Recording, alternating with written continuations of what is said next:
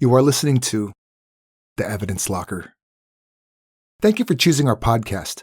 Our sponsors make it possible for us to keep bringing you new episodes. Please support them as they have some great deals just for you, our listeners. If you prefer to listen to ad-free content, simply find us on Patreon, where plans start from as little as $2 a month. 25% of these proceeds are donated to the Doe Network, working to bring closure to international cold cases.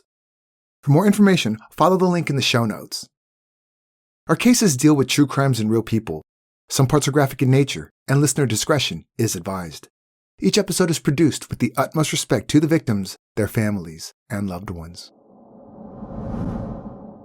Sharon Kinne was a woman who knew what she wanted, whether it was men, money, or freedom. What was questionable was her methods of getting those things. Sharon would do anything from faking a pregnancy to killing someone. Sharon's risky lifestyle did eventually catch up with her, but even a prison sentence was not enough to stop La Pistolera.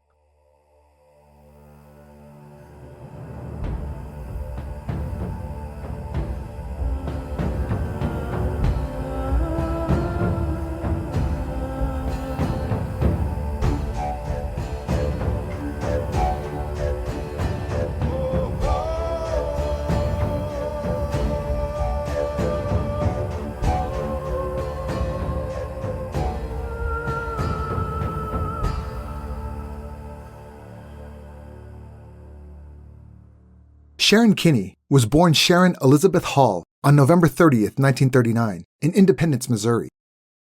While Independence is nowadays one of the largest cities in Missouri, back in the 1940s, things are a bit different. Around the time Sharon was born, just over 16,000 people were living in the area, and even though the number increased rapidly in the next 20 years to 60,000, Sharon always felt she did not belong in Independence and wanted to get out of the small town. Sharon got a taste of life outside of Missouri when her parents, Eugene and Doris Hall, moved the family to Washington when she was in junior high. Eugene's work in construction kept the family in the city for several years before they returned to Independence. By this time, Sharon was 15 years old. Her school years were rather uneventful. Sharon was average in every way, and it often seemed like she was more interested in boys than schoolwork. A newspaper article published in the Reading Eagle in February 1966 claimed that Sharon attracted male attention, not because she was particularly pretty or stylish, but because she was immoral. Which paints a picture of how women expressing their sexuality were seen back then, and Sharon saw nothing wrong in having casual affairs. She was determined, and the small-town kids did not offer her what she really wanted, a glittering future. But then, in the summer of 1965, the phone in the Hall home rang. The caller was 22-year-old James A. Kinne, a student at Brigham Young University in Utah. James and Sharon had briefly met at a church function the day before, and the young man was determined to see the pretty blonde girl again. Sharon, who was 16 at the time, immediately said yes. What could be more exciting than having a date with a college man? That summer, Sharon and James saw each other frequently, apparently having a really good time. Sharon, however, was worried that James would just forget about her as soon as he returned to Utah and someone else would take her place. The two also had differing views of the world. James was a devout Mormon, and unlike Sharon, was very moral. The odds of the relationship standing the test of time were pretty slim. But when James went back to college, he kept his promise and wrote letters to Sharon as often as he could. Not long after, Sharon broke big news in one of her replies to James. She was pregnant. You were the first man I'd ever given myself to, completely and without reservation. Maybe it's wrong, but I feel no shame. By now, the sins of summer have produced a child in my womb. But don't worry, I don't expect you to sacrifice your education and return to Independence. I'll handle the situation. At the very least, I'll look upon the child and think of the only man I ever truly loved. But the truth is, being a Mormon in the late 1950s gave James no other option than to take a leave from BYU and immediately return to Independence. During their time apart, James realized that he did not really love Sharon, but marrying her was the right and moral thing to do. Having a baby out of wedlock was heavily frowned upon, and James simply could not let that happen. So as soon as he arrived in Missouri, James and Sharon began to plan their next move, and on October 18, 1956, they got married. For one reason or another, the couple's marriage license said that Sharon was 18 years old and a widow, even though neither was true. Apparently, Sharon used to tell people that at the time she was living in Washington, she had been married to a man who died in a car accident. She later refused to talk about the claim, so nobody really knows why she had felt a need to lie.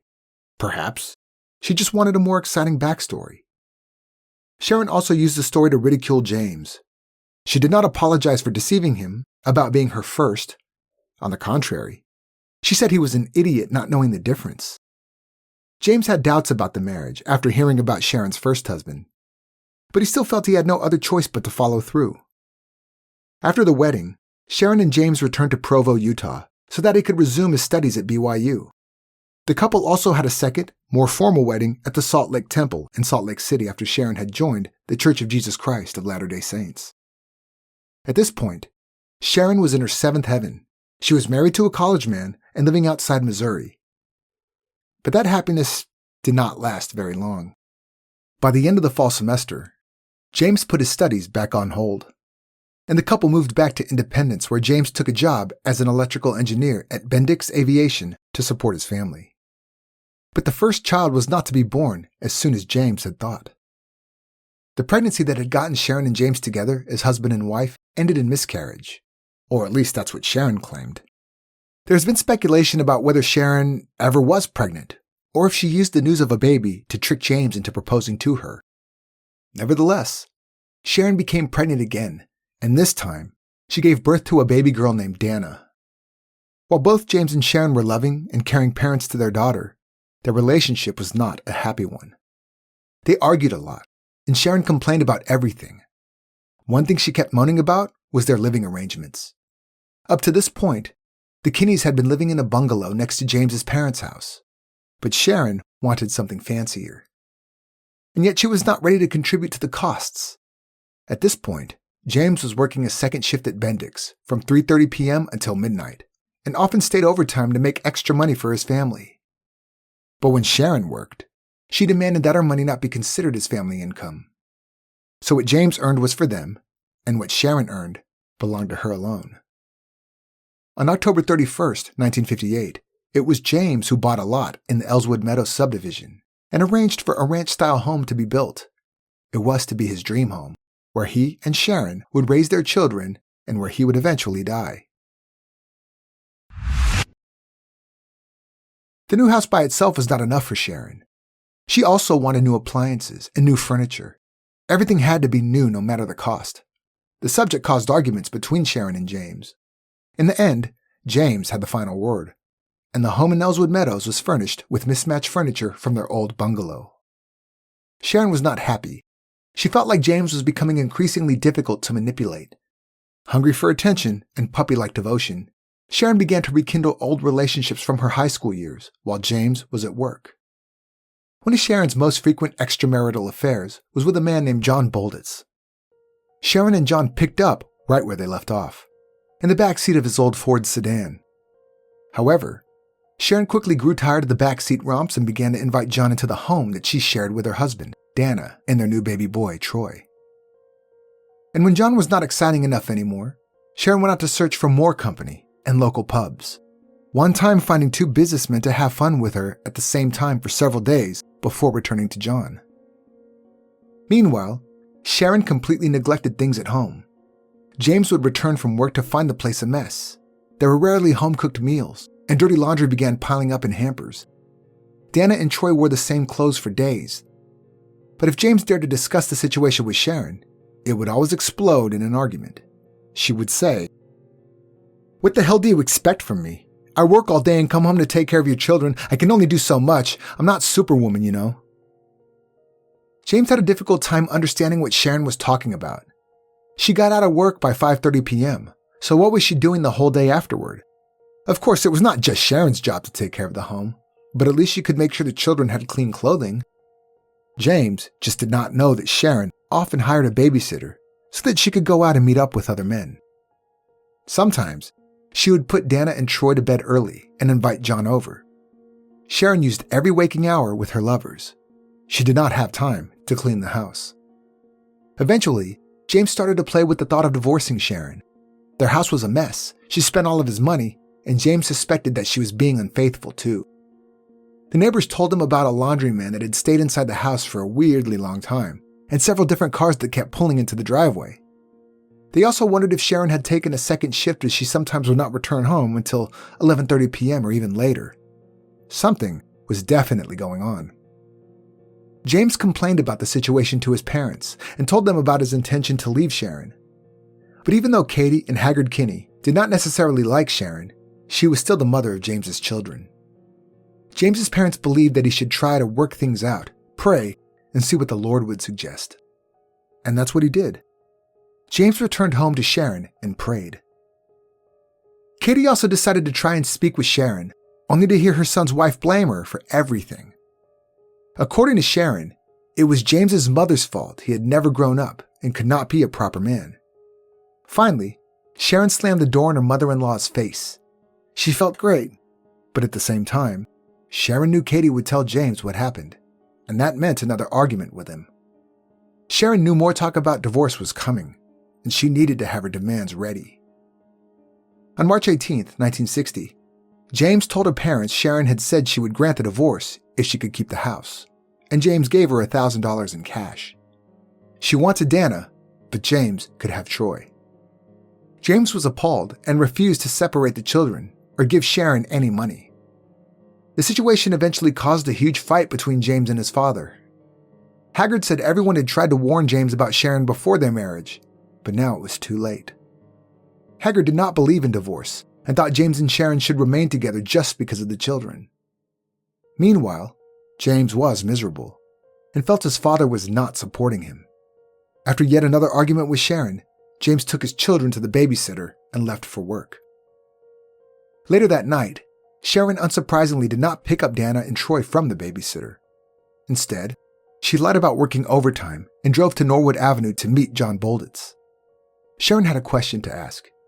She had been thinking about life after a possible divorce from James, and realized that even if he gave her $1,000, which would be worth about $10,000 today, she would not have enough money for her lavish lifestyle. There had to be another way to end things, and Sharon had come up with the perfect plan. But when she told her request to John, he laughed, thinking, she's got to be joking. No one could be that crazy. The following morning, March 19, 1960, started like any other Saturday morning. Sharon made breakfast for the children and woke James up, who then showered before beginning the ritual of taking care of his gun collection. While James was cleaning his high-standard .22 caliber, little Dana walked up to the table carrying a toy pistol. She pointed it at her father, yelling bang, and laughing when James grabbed his chest and fell to the floor. For Dana and James, it was a fun game, innocent father-daughter time. But Sharon, who was watching the performance, got more sinister ideas. James visited Kansas City that morning and returned a few hours later, sometime after 2 o'clock. He and Sharon had dinner plans later that evening with people from church, so James decided to have a nap. He told Sharon to wake him up at 5:30 p.m. When 5:30 then came, a loud noise pierced through the peaceful quiet of Ellswood Meadows. The noise was followed by Sharon's screams as she yelled on the phone, "Haggard, come quick, I think James is dead." In the master bedroom of the house at 17009 East 26th Terrace, James Kinne lay on the bed with a single bullet wound in the back of his head. After calling James's father, Sharon dialed the Independence Police Department and asked someone to come quickly because her husband was suffering a heart attack. Sharon likely realized her mistake as soon as she ended the call. After all, being shot and having a heart attack were two very different things. But Sharon didn't care. Surely the police understood she was simply in panic. Anyway, Sharon felt she had a very believable story to tell the authorities. And it was tragic. Little Dana shot James. That was Sharon's version of events. At the time the ambulance arrived, James was still alive and was rushed to the hospital. Meanwhile, detectives interviewed Sharon, who told them she had put their 2-year-old daughter in the playpen before stepping into the shower. Sharon then said that when she got out, she heard noises from their master bedroom. According to Sharon, Dana was saying, "Show me how it works. Daddy, please show me how this works." Just a few seconds later, Sharon heard a shot. She ran into the room and saw Dana standing beside the bed, and James collapsed, bleeding from his head.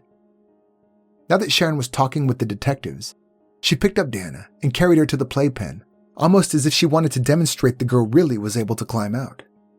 Immediately after being put inside the playpen, Dana did indeed toss her leg over the side and ran back to her mother.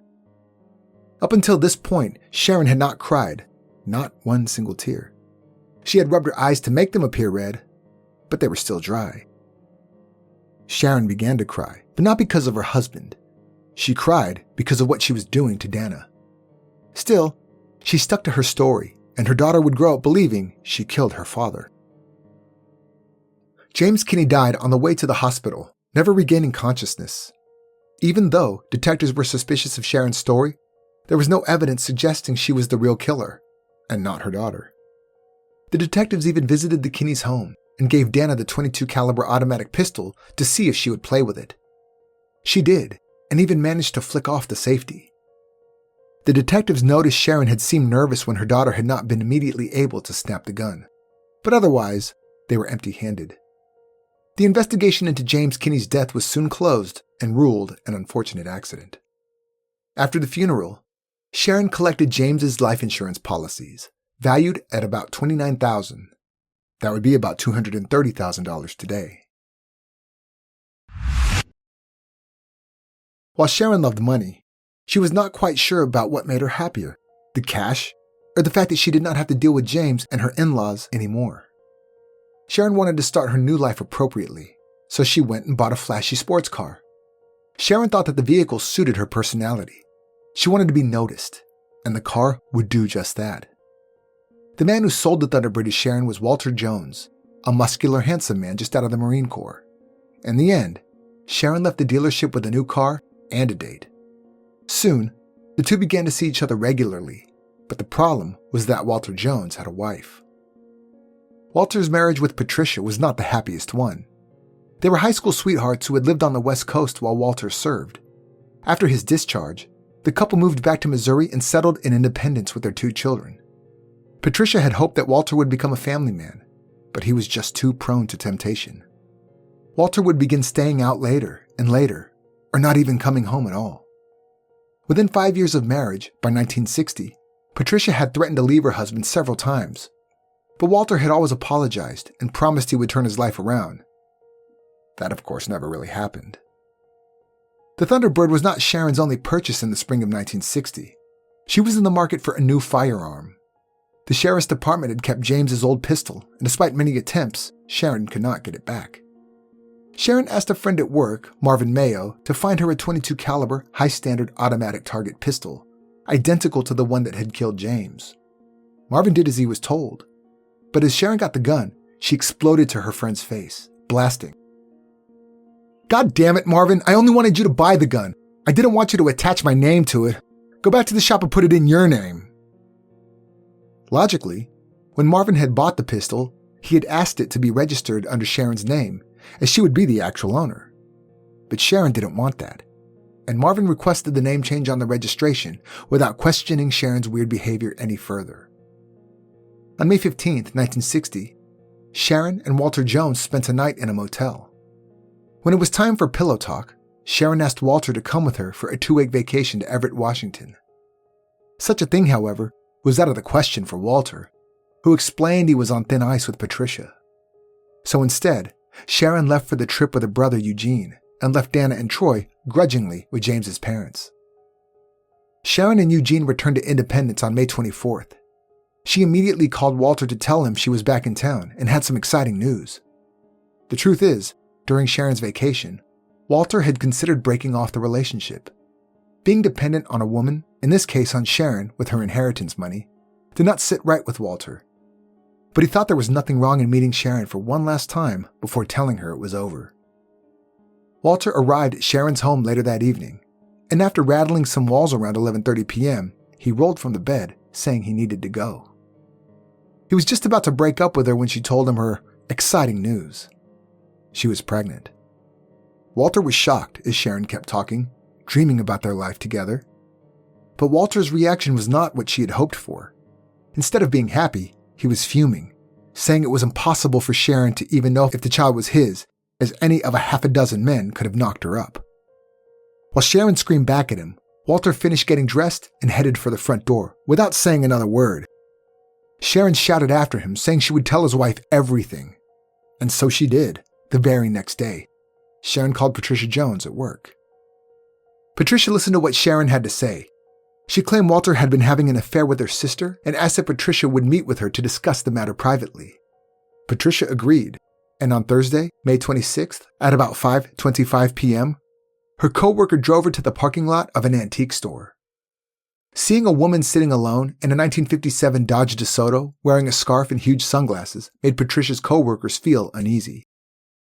They told her not to stay and instead go home to talk with her husband, but Patricia was sure everything was going to be all right. She walked back to the DeSoto and sat next to Sharon, who started the car and pulled out of the parking lot.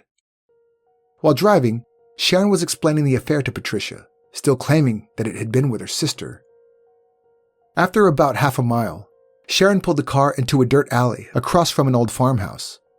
Apparently, Sharon wanted them to catch Walter with his pants down and said this was a usual spot for him and his lover to come. But as soon as they got out of the car, Sharon turned to face Patricia and told the truth. She was her husband's mistress. Sharon removed the scarf and sunglasses, put them in her purse, and took out her pistol.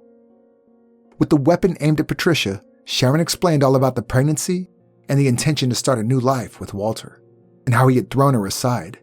Sharon then told Patricia she wanted her to give her husband a divorce so he would be free to marry his lover. Nobody knows if what had happened next would not have happened if Patricia answered differently.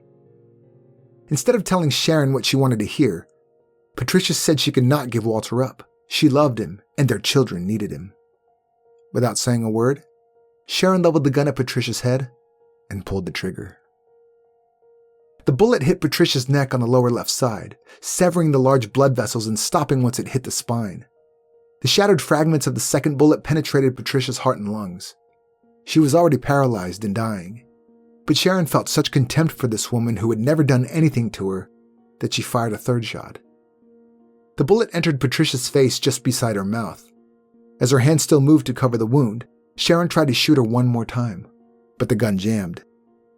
After several minutes of cleaning the chamber, Sharon raised the gun one more time and fired the fourth shot, hitting Patricia in her stomach. Satisfied her victim was finally dead, Sharon collected the spent cartridges before ripping Patricia's clothes, staging the scene to appear like a rape that ended with murder.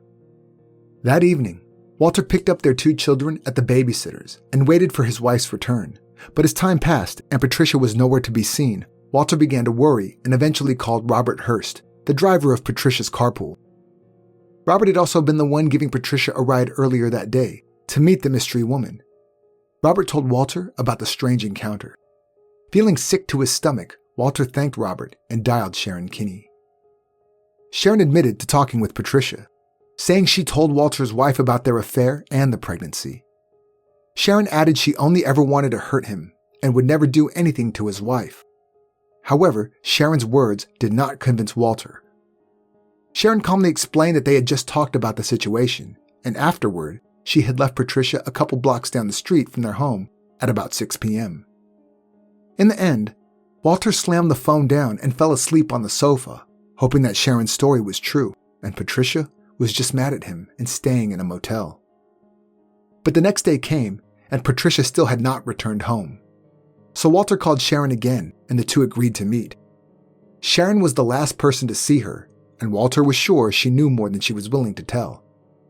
As he sat inside Sharon's car, Walter grabbed her purse and dumped the contents on the front seat, looking for the pistol. Not finding it, Walter kept asking about Patricia, and Sharon kept denying knowing anything. At this point, Walter was so on edge, he pulled out a switchblade knife and put it against Sharon's throat, threatening to kill her if she had done anything to Patricia. But Sharon maintained her story and promised to help search for the missing woman. Leaving an emotional Walter at his house, Sharon drove to Norwood Avenue and the home of John Bolditz, asking his help to find Patricia. The two drove around for a while until the point where John began to feel Sharon was not really looking for her friend, but had used Patricia as an excuse to get him out with her that night. So John told Sharon to give up the ruse and drive to the old Crewell, a spot they had often gone on dates before. Shortly after midnight, Sharon and John pulled into the Lover's Lane. Almost immediately after getting out of the vehicle, Sharon screamed and pointed at something on the ground in the weeds. John walked to check it out and saw a woman lying there, staring at him with empty eyes. Patricia Jones had been found. John was absolutely horrified after the discovery and wanted to call the cops straight away, but Sharon demanded to be taken back home first. She knew how it would sound explaining she had found her lover's wife while with her other lover. John grudgingly agreed, but as soon as he stood next to Patricia's body, with detectives giving him a hard time, John could not keep up with the lie. He admitted he had not been alone that night and dropped an entire roll of dimes on Sharon Kinne. Early in the morning of May 28th, the police informed Walter Jones about Patricia's murder and asked him to come to the station. There, Walter told everything he knew about Sharon, their affair, and how Sharon had met with Patricia before she went missing. The detectives then asked Walter about a man named John Bolditz, the other person present discovering the body. Walter confirmed John was another boyfriend of Sharon's.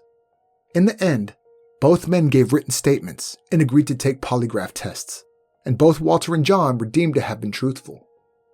In turn, when Sharon was brought in for questioning, she only agreed to an oral statement, did not sign anything, and refused to take a lie detector test.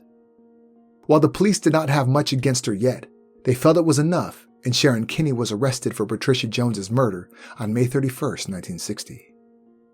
Meanwhile, investigators were processing the crime scene, determined to find the murder weapon tying it to Sharon. Finally, after a long search, a .22 caliber slug was found buried in the ground where Patricia's body had been found. At this point, Walter's wife had already been buried, but without the coroner locating the other bullets inside Patricia's body. Apparently, he had felt one slug was enough to determine the cause of death, but the investigators needed them all. So just days after her burial, Patricia's body was exhumed, and a more thorough autopsy was performed before she was laid to rest once more.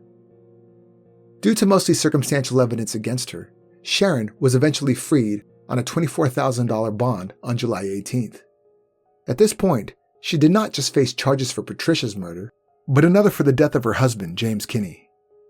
In the light of the new events, Sharon's story of what had happened to James was questioned, and the police were now sure she was actually responsible for both deaths. It was decided Sharon would be tried separately for each case. The court set the trial for January 1961. However, it was postponed until June 12, 1961 due to Sharon's advanced pregnancy and her giving birth to a third child, Marla Christine Kinne. Surprisingly, Sharon had not lied about the pregnancy this time, even though nobody knew for sure who Marla's father was. During the first trial, the prosecution painted a picture of a jealous lover who killed her boyfriend's wife because he had attempted to end the relationship. The motive was there, but the problem was that the prosecution did not have much evidence against Sharon. It was not even firmly proved that the pistol Sharon owned was the weapon that killed Patricia. The whole time, through vivid descriptions of Patricia's body, Sharon sat with no emotion, seemingly more concerned about her makeup and her hair and how her yellow dress would play on the evening news. In the end, even though Sharon had the motive, the pretext, knew the place of death, had the weapon, and discovered the body, the jury felt there were just too many loopholes. After 1.5 hours of deliberation, they returned with the verdict and acquitted Sharon. Going into the trial and the death of James Kinne, which began in January 1962, Sharon and her defense were confident of a similar ending. However, this time, the prosecution had a witness, John Bolditz, who testified Sharon had been willing to pay for James's murder. He also alleged that Sharon had killed James so she would not lose her children and she would collect her husband's $29,000 in life insurance policies. In turn, Sharon's defense noted that prior police investigation had determined James's death to be obviously accidental. He also attacked John's reliability and presented witnesses supporting the viability of the theory that Dana had shot her father. But this time, the jury was not convinced, and after 5.5 hours of deliberation, they returned with the guilty verdict on January 11, 1964. 3 months later, Sharon Kinne was sentenced to life in prison and sent to Missouri Reformatory for Women. But that was not the end of it. Sharon's defense kept fighting, stating her conviction should be vacated because the jury had delivered its verdict based on speculation rather than substantial evidence. In the end, the Missouri Supreme Court reversed Sharon's conviction in March 1963 and ordered a new trial based on her defense, having been denied adequate peremptory challenges during jury selection. The second trial in the death of James Kinne, which began on March 23, 1964, ended in a mistrial because it was revealed that a law partner of prosecutor Lawrence Gepford had once been retained by one of the jurors. So a third trial was ordered. That began in early June 1964 and resulted in the all-male jury deadlocking 7-5 in favor of acquittal, which meant another mistrial. At the time, the fourth trial in the death of James Kinne was scheduled for October 1964. Sharon was free on her $25,000 bond and apparently bored of the legal battles. So in September that year, she decided to travel to Mexico with an alleged lover, Francis Samuel Police, under the name Jeanette Police. There was nothing stopping Sharon from leaving the country from a legal perspective, but her contract with the company that posted her bond stated she needed written permission to leave Missouri, something Sharon did not ask for. After arriving in Mexico, Sharon and Francis checked into a local hotel as husband and wife. Soon after, claiming she felt unsafe in the foreign country, Sharon bought a pistol even though the couple already had firearms they brought from the US. In addition to being scared she was going to be raped and murdered on the streets, Sharon soon became ill from the food and water, as so did Francis. Both of their heads were pounding and their stomachs were gurgling until the point Sharon could not take it anymore. She asked Francis to go and get some medicine, but he refused. He was feeling way too sick to move. So Sharon went alone, but by the time she made it to the pharmacy, it was already closed. Frustrated and tired, Sharon went to the bar of the Del Prado Hotel to have a glass of water, where she met a man named Francisco Paredes Ordonez. Francisco was a Mexican-born American citizen who immediately caught Sharon's attention. The two talked, and eventually, Sharon agreed to go for a ride with this stranger, which ended at Francisco's room at Hotel Lavada. Sharon knew, of course, what the man wanted, but that night, being so sick, she was not in the mood to have sex. But perhaps Sharon could get some money out of him. According to Sharon, as soon as the two entered the room, things began to get out of hand. Francisco was already naked and forcing himself on her. Sharon managed to grab her pistol from her purse, pointed it at Francisco, and pulled the trigger. 2 bullets penetrated the man's chest, killing Francisco before he hit the bed. Sharon was arrested on the spot. A hotel employee had alerted the police after hearing the gunshots. Sharon told the officer she had only protected herself and never meant to harm Francisco, but they did not believe her. Instead, the police thought Sharon had gone to Francisco's room with an intention to rob her victim, and as he resisted, she shot him. Sharon and Francis's room was searched, and authorities actually found the gun that killed Patricia Jones 4 years earlier. But because Sharon had already been acquitted of that crime, she could not be charged for it again. Francis, who was charged with entering the country illegally and carrying an unlicensed gun, was eventually deported to the US. Sharon, however, was convicted of the homicide of Francisco Paredes Ordonez on October 18, 1965. She was sentenced to 10 years in a Mexican prison. After Sharon appealed her sentence, it was lengthened from 10 to 13 years. Soon after, Sharon Kinne was nicknamed La Pistolera, meaning the gunfighter, in the Mexican press. For 4 years, Sharon served her sentence, but on December 7, 1969, she was suddenly not present for a routine 5 p.m. roll call at the Iztapalapa prison. However, it was not until the second roll call later that evening that Sharon's absence was finally officially noted. It took the prison several hours to report one of their inmates missing to the Mexico City police. A manhunt for Sharon Kinne was then arranged, but there were absolutely no signs of her. She had simply vanished without a trace. It was speculated that Sharon had bribed guards to help her escape. There had been an unusual blackout at the prison around when Sharon went missing. In the end, it was concluded the prison was generally lax and had fewer guards than it should have. As time passed, the media came up with several different theories of how La Pistolera had escaped, including a supposed boyfriend who was a Mexico City policeman, Sharon's mother helping her, or Sharon disguising herself as a man to escape. Another theory even speculates that Francisco Paredes Ordonez's family played a role in Sharon's disappearance. Perhaps they helped her to escape, and then killed her as revenge. The active search for Sharon Kinne lasted only 11 days before the Mexican Secret Service and the Mexico City District Attorney's Office stated that they were no longer involved in searching for the escaped prisoner.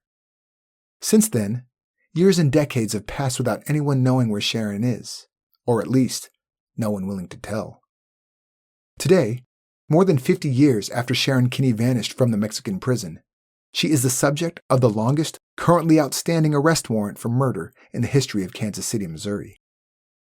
If Sharon is still alive, she would be 82 years old. Some, however, argue that no other shootings linked to her during the years are the strongest evidence of Sharon Kinne being long gone. If you'd like to read more about this case, have a look at the resources used for this episode in the show notes. Also visit us on social media to see more about today's case. We're on Facebook, Instagram, and Twitter. You can also check out our channel on YouTube. If you like what we do here at Evidence Locker, subscribe in Apple Podcast or wherever you are listening right now, and kindly leave a 5-star review. This was the Evidence Locker. Thank you for listening.